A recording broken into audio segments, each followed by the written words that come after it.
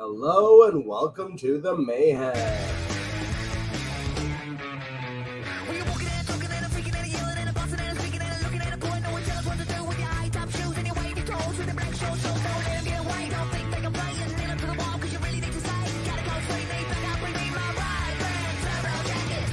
He said, when you're walking and talking, but he's faster than me. Shout my walkie-talkie man. Ladies and gentlemen, boys and girls, jokers of all ages, welcome to Monday Mayhem. Before we begin, please go join our community at fantasyfootballadvice.network. The Glow Up is official.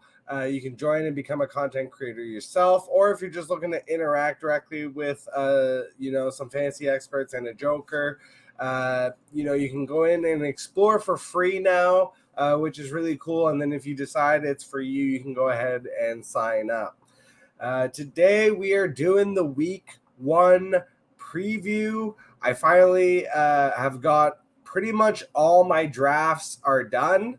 I have one remaining on Wednesday, which is just a $50 league, but it's a really cool one that I put together with a bunch of different people from all walks of life. So I'm really excited about that. But last night I had my biggest home league draft, basically. So this is my league that I commish. And man, note to self, never to do it on the Sunday before the week, the week of games, basically, because man, the servers were working overtime and there were definitely some latency issues. So if you were drafting on Sleeper last night, as I was, you probably were experiencing it as well.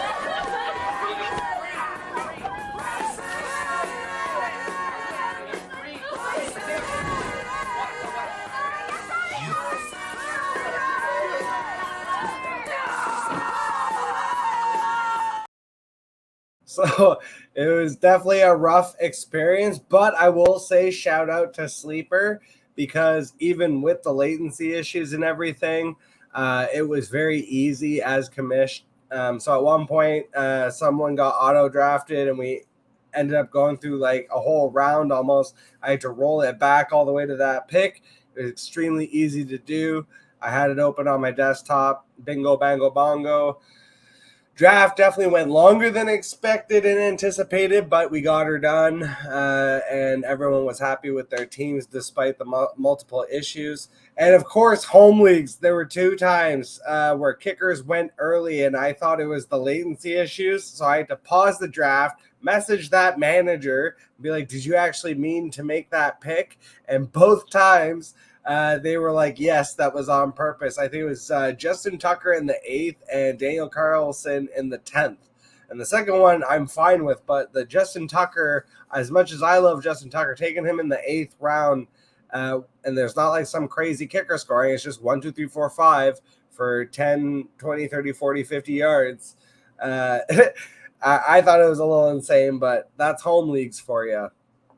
So we're doing the week 1 preview. This is going to be a short episode today because it is Labor Day. I'm not going to belabor the point. We're going to do just a brief preview of week 1 because I know everybody is excited like I am.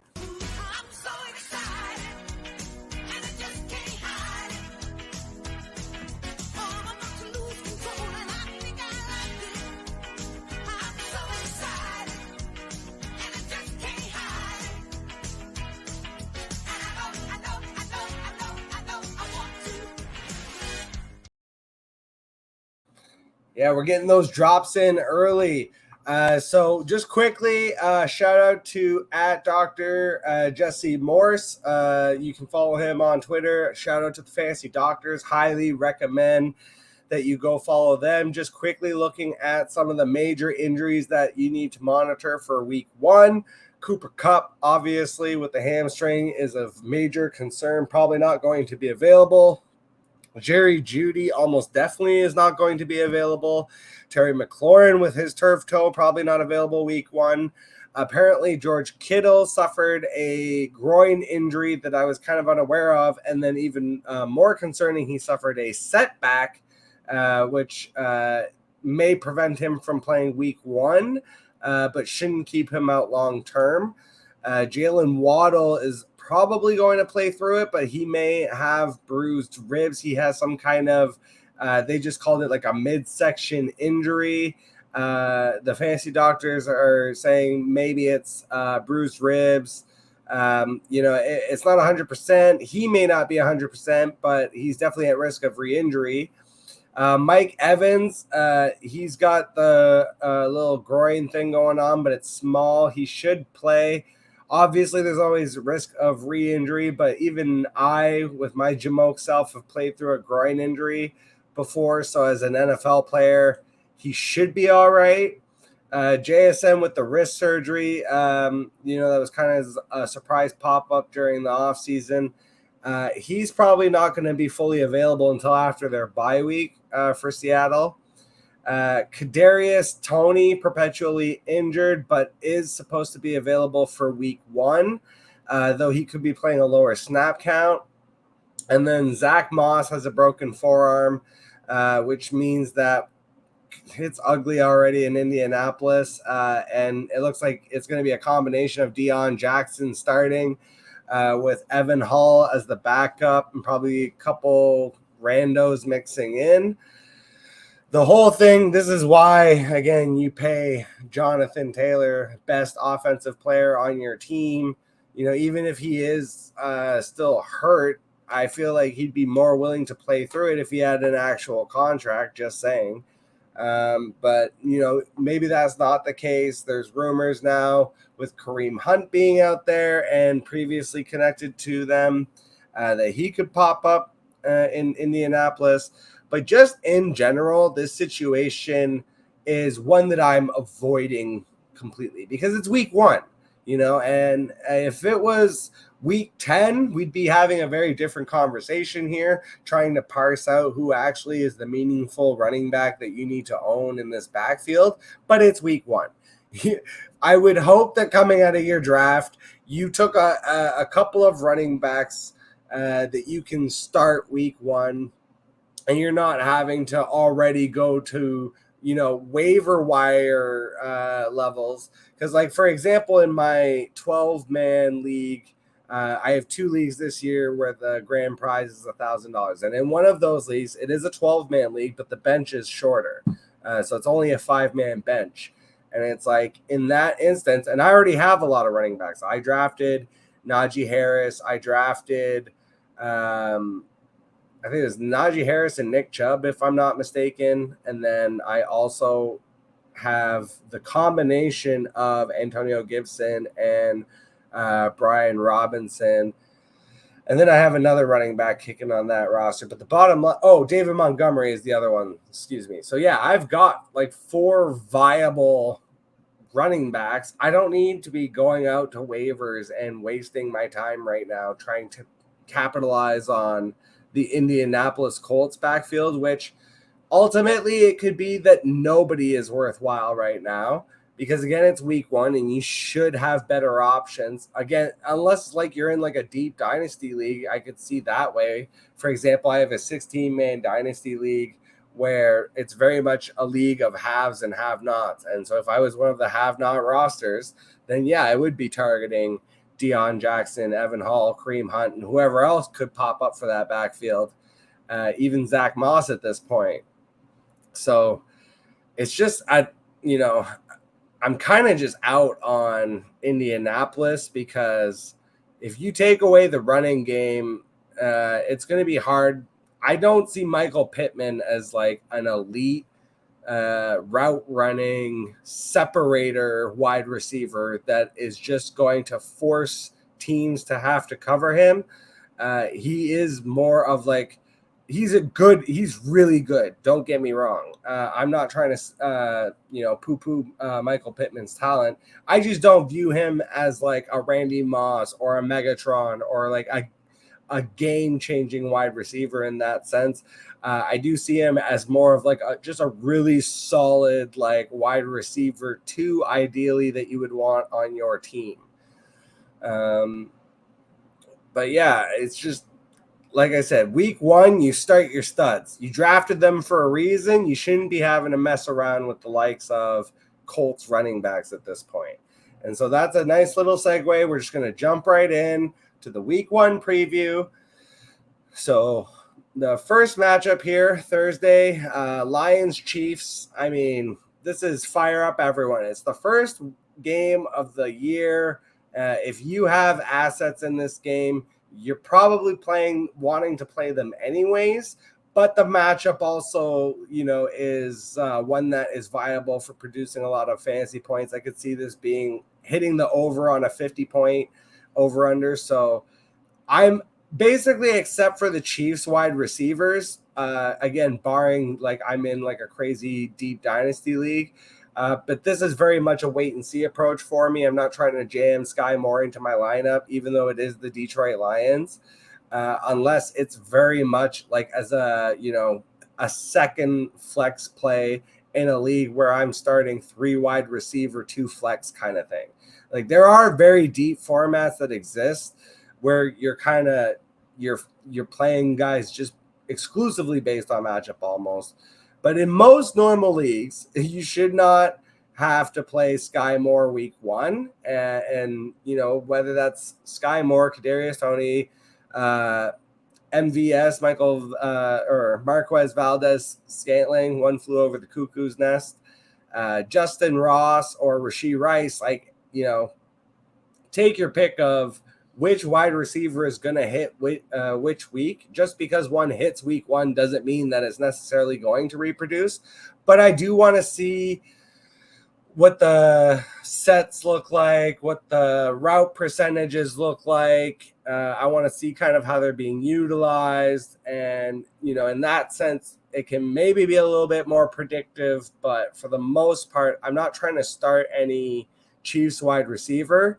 On Detroit side of the ball, I'm just starting everyone. David Montgomery, fire him up. Jahmyr Gibbs, yes. Jared Goff, yes. Even Josh Reynolds in a pinch. Like I had mentioned, if you're in an extremely deep dynasty league, I could see that. But for the most part, it's like fire up all your studs. So obviously Mahomes and Kelsey are a go.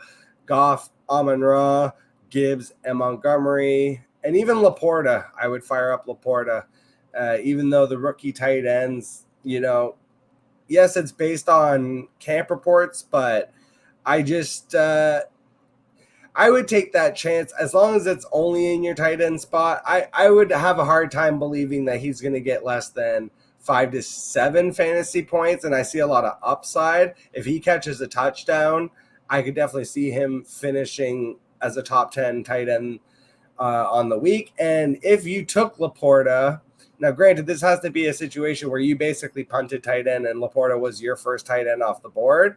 So it's like I'm playing Laporta over, for example, like a Chigo Okonkwo or a Gerald Everett, but I'm not doing it over, any of like the actual viable, Mark Andrews, Pat Freiermuth, even as much as I'm not in on Dallas Goedert, like I would still start him over Laporta.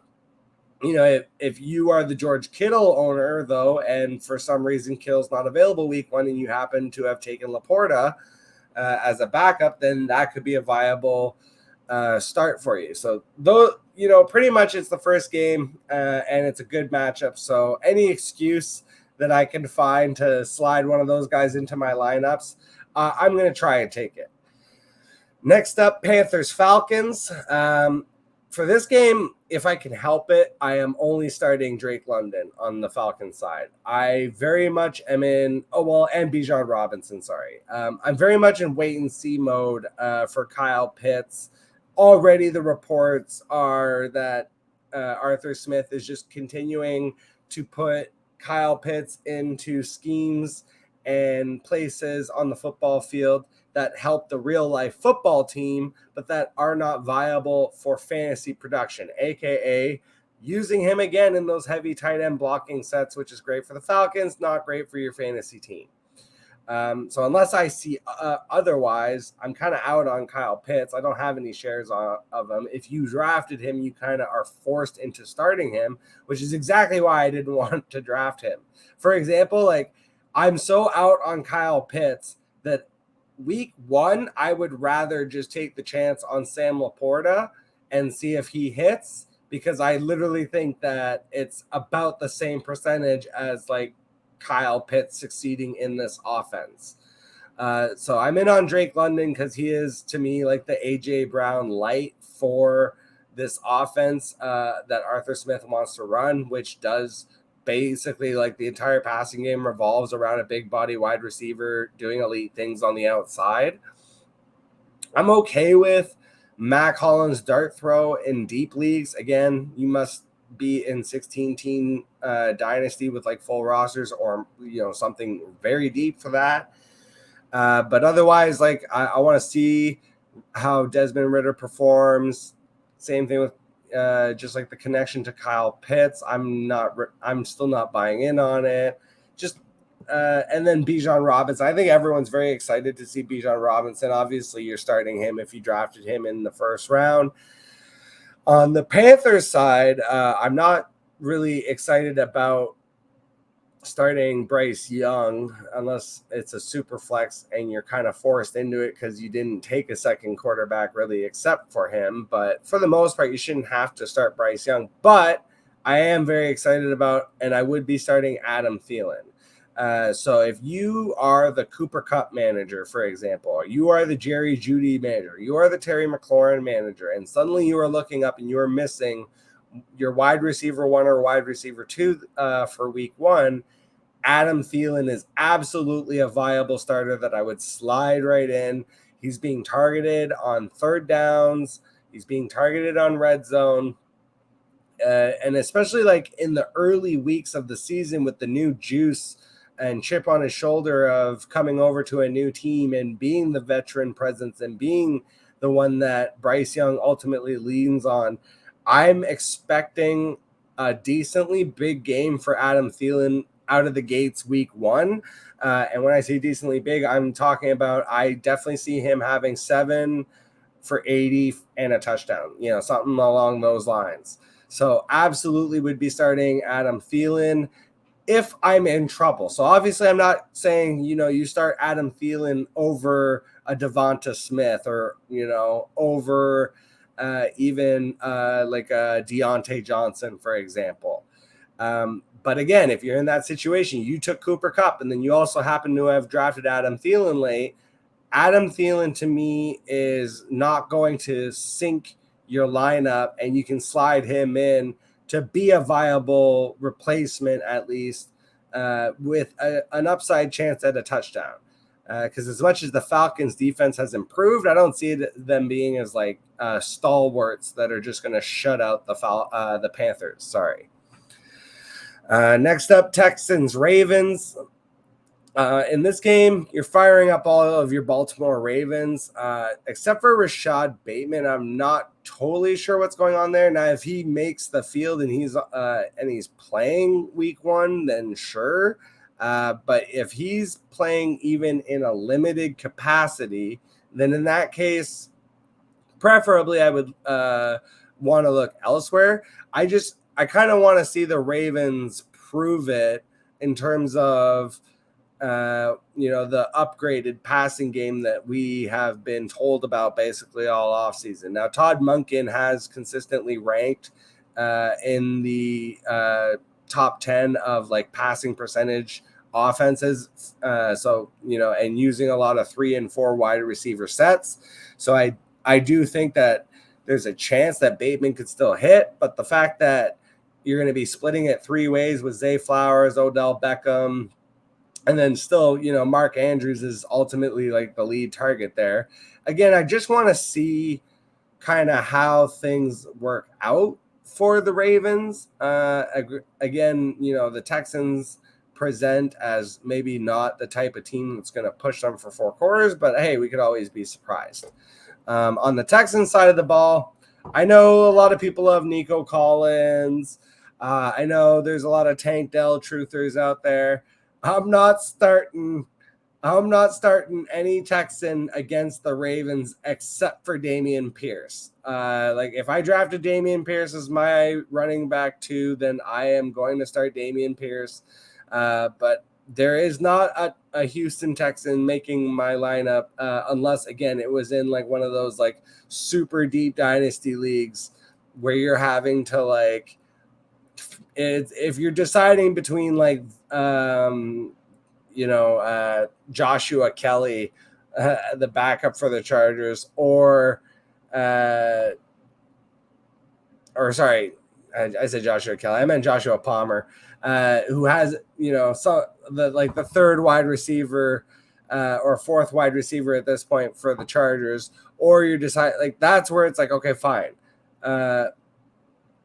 I'll start Tank Dell or I'll start Nico Collins, but like I'm not trying to rely on them out of the gate week 1 in most formats, especially against the Ravens, who historically have always had a good defense. Next up, Cincinnati Bengals, Cleveland Browns. This one for me is all cylinders go. You got a fantasy player in this one, you put them in your lineup.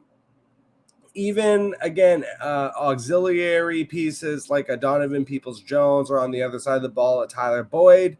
I'm playing them in like very deep dynasty leagues. But for the most part, sticking to the main guys, Joe Burrow should be available, playing Joe Burrow, playing Joe Mixon, playing Jamar Chase, playing T. Higgins.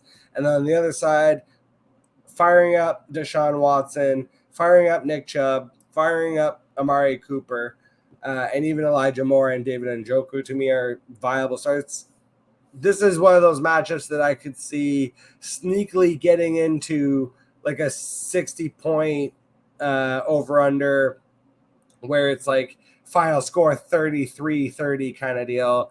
Those rivalry games can always swing, I feel like, one way or the other, very low scoring or very high scoring. And in the beginning of the season, it feels like they're maybe not quite as familiar with each other as they will be by the end of the year. So we'll see if some fireworks can come of it. But for the most part, I'm starting all my fantasy assets for that game. For the next game, Jaguars Colts, I'm basically trying to start only Jaguars.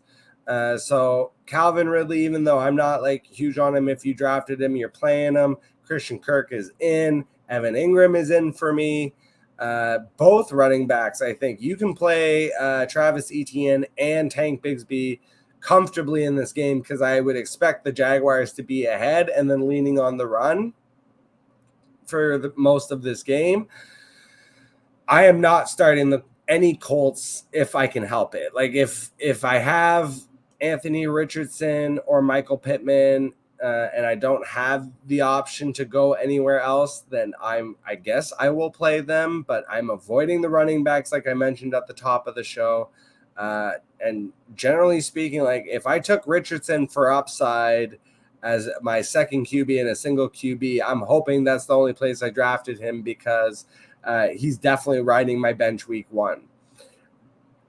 Only in Superflex would I play Richardson, only really because of the rushing upside. And honestly, like Jaguars defense is a sneaky late pick. If you're still drafting out there and you need a defense and you're not wanting to spend the capital on one of the actual like 49ers, Eagles, Patriots, Cowboys, Steelers type of defense, you can just wait and grab the Jacksonville Jaguars because they're going to be having that juicy matchup against the Colts. I think everyone's gotten wise to Cardinals Commanders because how bad the Cardinals look.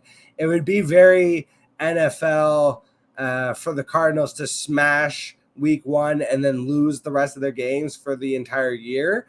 So I think that if you missed on it like I did in my draft last night, then you can just get Jaguars and fill that gap the same way, I think. Buccaneers, Vikings. I've kind of come full circle, I think, on the Bucks now. We talked about Mike Evans. The groin thing does make me a little bit more nervous, but if I have him, I'm starting him because the Vikings, they lost Patrick Peterson, who granted is, long in the tooth and not what the prime Patrick Peterson that he once was, but he played 17 games and was effective for this team. And I just think that the defense is going to struggle again this year. I think a lot of people are expecting that. So Rachaad White, Chris Godwin, Mike Evans, they should all eat. Even Baker Mayfield, if I'm in a super flex and I took him as my second or third quarterback, for example, if I took Baker Mayfield as my third quarterback because I took Anthony Richardson, it looks so bad to me that I would actually start Baker Mayfield week 1 over Anthony Richardson. I might be wrong on that purely because of the rushing upside for Richardson, but I would bet that the passing side is going to be for Baker pretty easily too.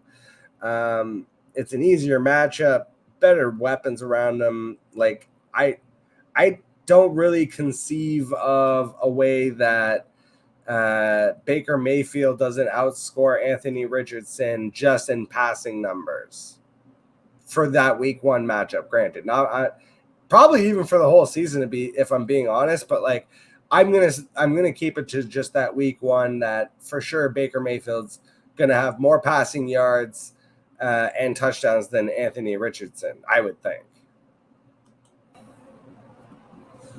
Keep it moving, keep it grooving. We've got Titans Saints, the return of the king. Derrick Henry, fire him up. Even against a decent Saints defense, I'm playing Derrick Henry. Even though the Yeti gets stronger when there's snow on the ground, I'll still play him in early September. And then DeAndre Hopkins, if you drafted him, you're playing him.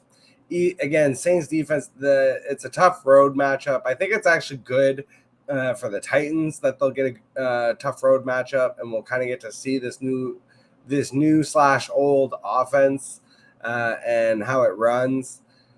Saints defense could maybe be like a sneaky play here, but on the Saints side of the ball, the Titans were, it's funny because like I feel like the Titans have like good pieces, but they are not a good sum of their parts defense. They can definitely be had, and they definitely get caught up in some of these shootout games. So I'm firing up all my Saints. Michael Thomas should be available week 1 after basically not being available for 2 years.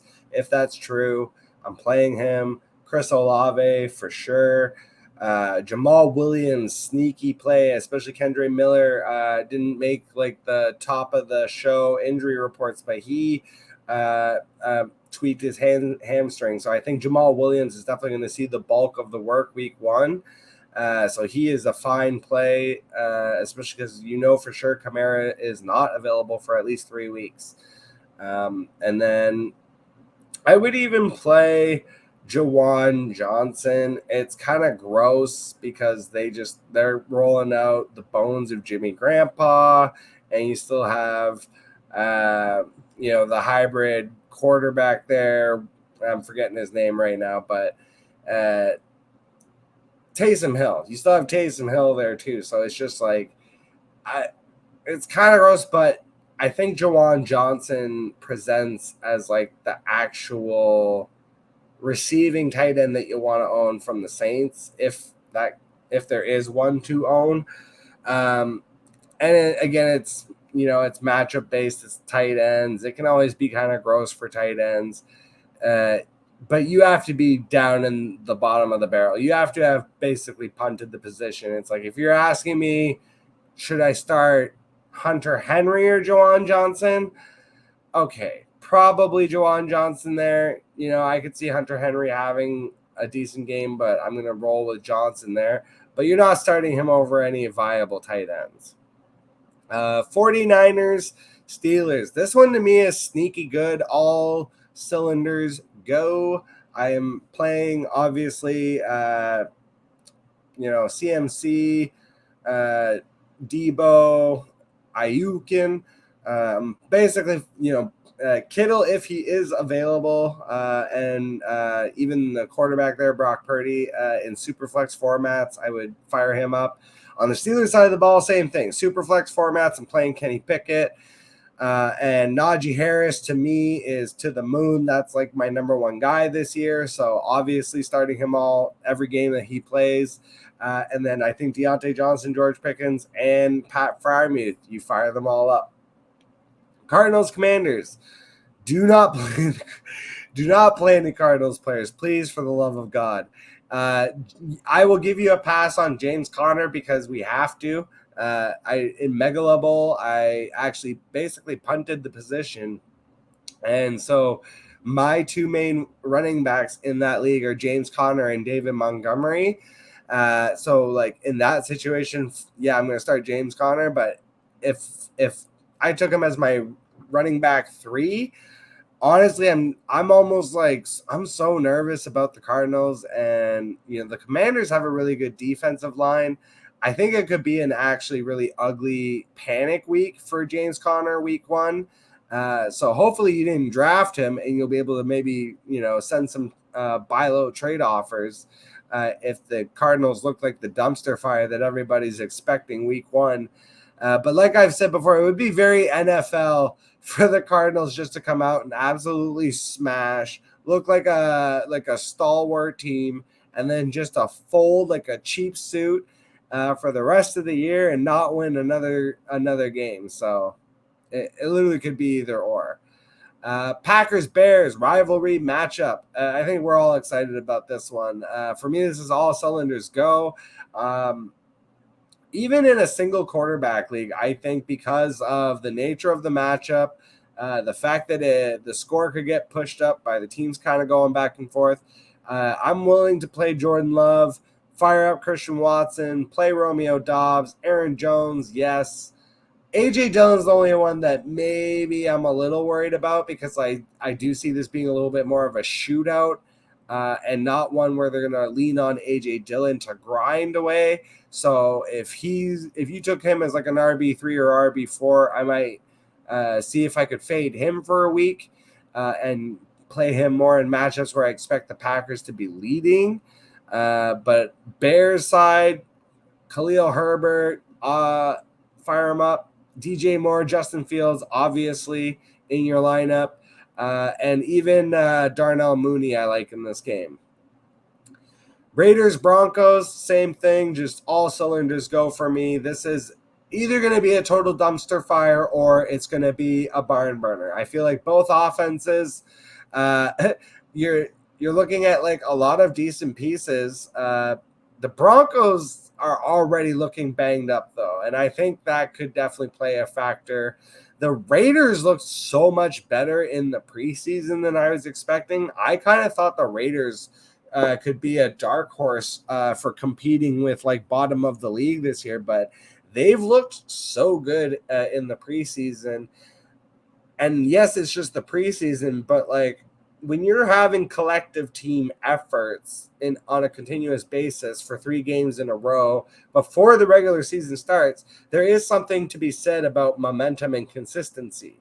And where the Broncos, you could argue, have lacked momentum, the Raiders, it feels like, have momentum on their side. You get Josh Jacobs coming back into camp.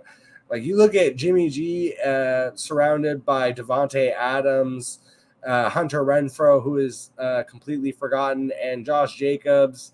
And they drafted the tight end there, Michael Mayer. And then you look on the other side, and it's like, really, it's Cortland Sutton. And then I guess we're hoping that Javonte Williams like comes back and doesn't get hurt again. But he's obviously not going to be 100% or carrying a 100% workload. So we're going to see the coaches I've already mentioned, Jaleel McLaughlin and Samaje Perine mix in. I'm not totally sure what we're going to get from the Broncos side, but if Russ can cook, then this could turn into a viable fantasy matchup. I'm at least definitely willing to start my Raiders. I'm starting Devontae. I'm starting Jimmy G only in Superflex. I'm firing up Josh Jacobs basically, and I'm not necessarily tempering expectations for that week 1 matchup. This next one is to me like the juice. Dolphins Chargers could literally turn into the highest scoring matchup of the week. So I get this is if you have a Dolphins or Chargers player, except for Dolphins running back right now, like if you drafted Raheem Mostert, you can play him because it seems like mostly everyone is chipped up, banged up. I was a little surprised to see them cut Myles Gaskin, but I think it's because Salvin Ahmed has looked so good in the preseason, and we could potentially see him mix in week 1. The fact that they just have such a muddled backfield, though, and are still sniffing around, like, guys like Kareem Hunt, I honestly could still see Leonard Fournette make his way to Miami at some point, which would be really gross for fantasy. I drafted a lot of Devon Achane earlier in the year, and I'm hoping that he is able to make a full recovery and take over this backfield and be the explosive player that we all hoped he could be. But it's such a muddled backfield right now that I just kind of don't know what to do with it. And generally speaking, in week 1, if I'm looking at a backfield, I'm like, I'm just out because it's like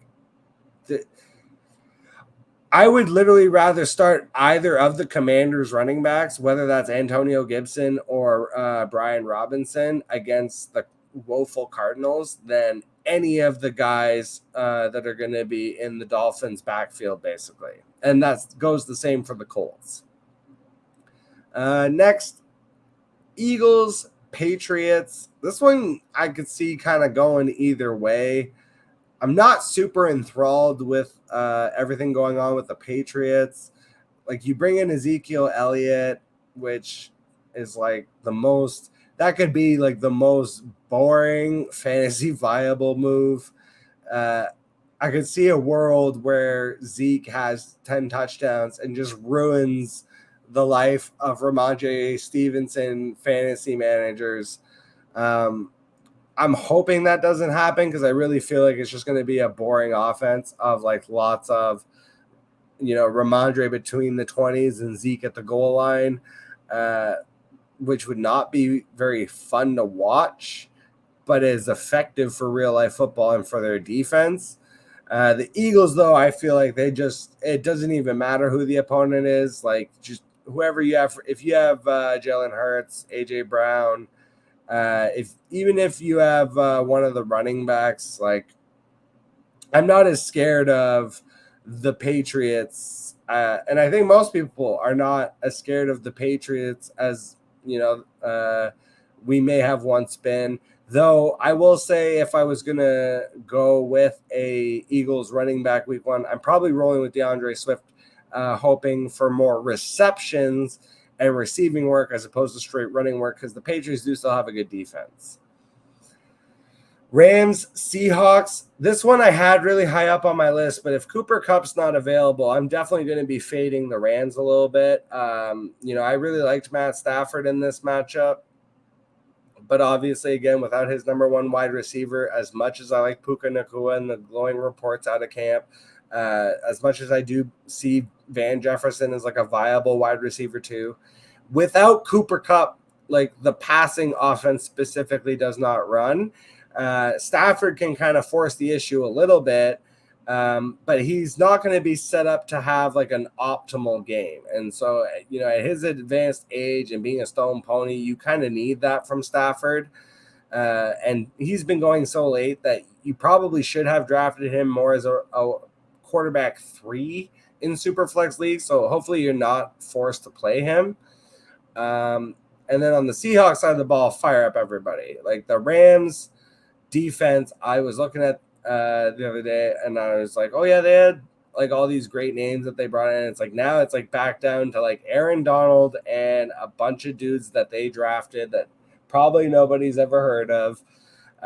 So I definitely think the Seahawks, and now that you take out JSN and you're refocusing that passing offense on DK Metcalf and Tyler Lockett, they're both viable starts to me.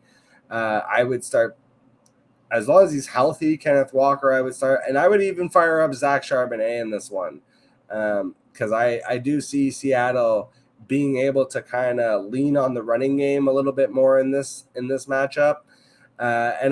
I forgot to mention it, but I would also still play Cam Akers, just because by default and by volume, I don't see how he doesn't get 15 to 20 touches in this game.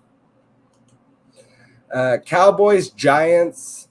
This is one for me where I feel like I'm going to get a lot of either confirmation bias, or I'm going to be coming on next week and saying, maybe I was wrong about the Dallas offense, because I have pounded the table. I've been very vocal that I am just completely out on the Dallas Cowboys offense. I have Tony Pollard especially firmly entrenched in my bust list. I even saw a show the other day. Shout out to I think it was Drinking with Fantasy. The boys over there, Jake Trowbridge and Dustin.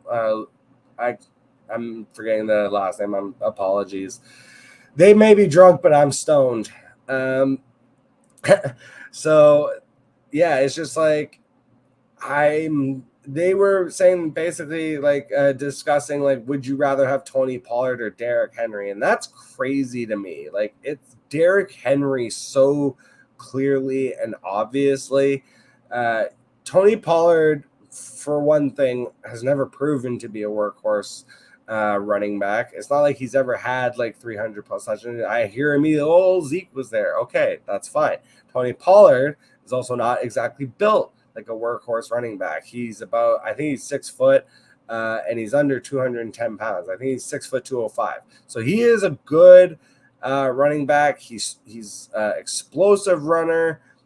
He's better in between the tackles than I previously expected. When I looked more into the numbers, I was surprised to see that he is better in those A gaps than I thought. But at the same time, he primarily succeeded and had his best runs left outside zone. And so now you're talking about two things are happening. Mike McCarthy and the new offensive coordinator, Brian Schottenheimer, are coming in, and they are wanting to run an inside zone scheme. And the other thing that they're going to do is they want to reduce rate of play. So essentially they're saying we want Tony Pollard and this entire offense essentially to have less opportunities to make fantasy points, because at the end of the day, if you run a play and then sit on the ball for 30 seconds and run another play and sit on the ball for 30 seconds and run another play, that can sometimes be effective for the ground control defensive style of playing football. It is gross to watch. It is not a entertaining product for the most part, which is why the NFL has spent so much time and effort and energy in trying to make it a passing league, and then it's not fantasy viable. There's nothing worse than having to watch your fantasy assets struggle in a scheme that is wrong. And so it's like, if Tony Pollard suddenly is getting 15 carries, but 12 of those carries are straight up the center's ass, it's like, it's not as good as if he got 10 carries, and those 10 carries were honestly to the outside, trying to get him free or out in space or using him in screens, constantly with guys, running backs like a Tony Pollard. Like, the whole point should not be to grind them out in the middle of the offensive line, but rather to try and get them out in space one-on-one with linebackers. Like, that's just football 101. So I'm just really out on the Cowboys. As far as the Giants, you're starting, I would start, even though the Cowboys are a really good defense, I would still start Daniel Jones because of the rushing upside. Darren Waller for sure. Saquon is obviously in my lineup. The only one that I'm kind of concerned about is all the wide receivers, similar to Kansas City. Just the fact that there's so many of them, I kind of just want to see how those route percentages break down, how the snap shares play out before I really commit to putting those guys in my lineup, because it's like, again, unless you're in a super deep league, you should not be having to slide Isaiah Hodgins into your lineup week 1. And then I didn't really talk about starting Cowboys, but it's like, even with everything I said, it's week 1. If you drafted Dak, CD, Tony Pollard, they're making it. Even Brandon Cooks, all of those guys are making your lineup week 1. Even though I like the Giants defense, it's a divisional matchup, so I'm firing up all the Cowboys.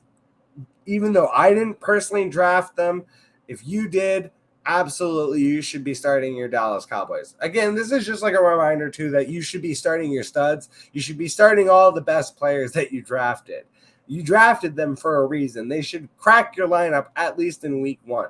Don't be out here making life decisions on, well, should I slide Adam Thielen in over CD Lamb, or should I slide him in over Chris Godwin because I don't like the quarterback, or whatever.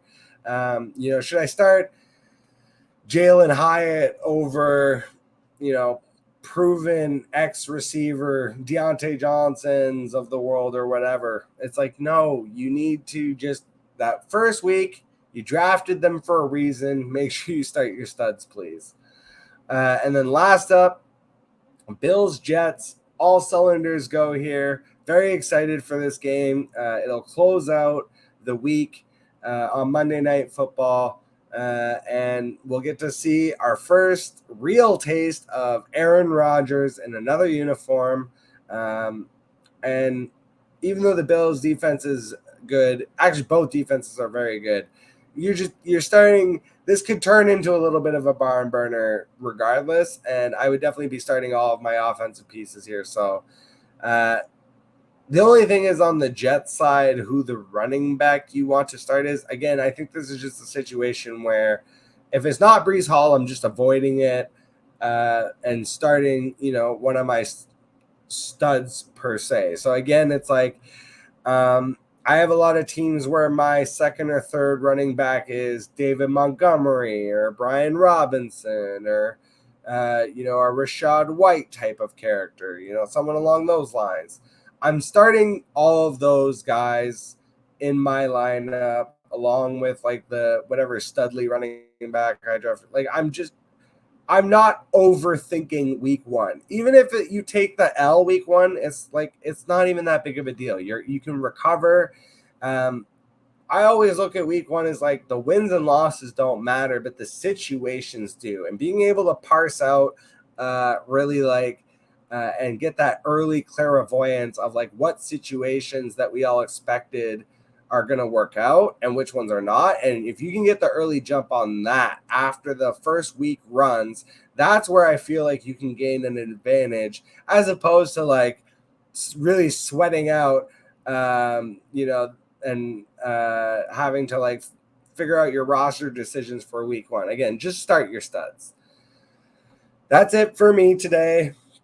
We're going to be shortening up all the episodes. I'll be coming back on Thursday with a brand new format and episode, which is going to be, normally that would be the week 1 preview. We're a little bit out of order because we're not reviewing anything today, but we're basically just going to do an even deeper dive on the week 1 preview on Thursday, and then on Sunday morning, coming to you with that all-important live stream. I'll be dropping links in all my social media, basically, but also post like a day or two before, just to kind of put out reminders of like I'll be doing that live. So we'll see if we can get a good bunch for that initial live stream, and make sure that I'm there to help the fantasy community answer all your questions for those, starting set dilemmas that you may have for hopefully deep dynasty leagues as opposed to shorter redraft. Thank you so much for watching. And as always, catch you on the flip side.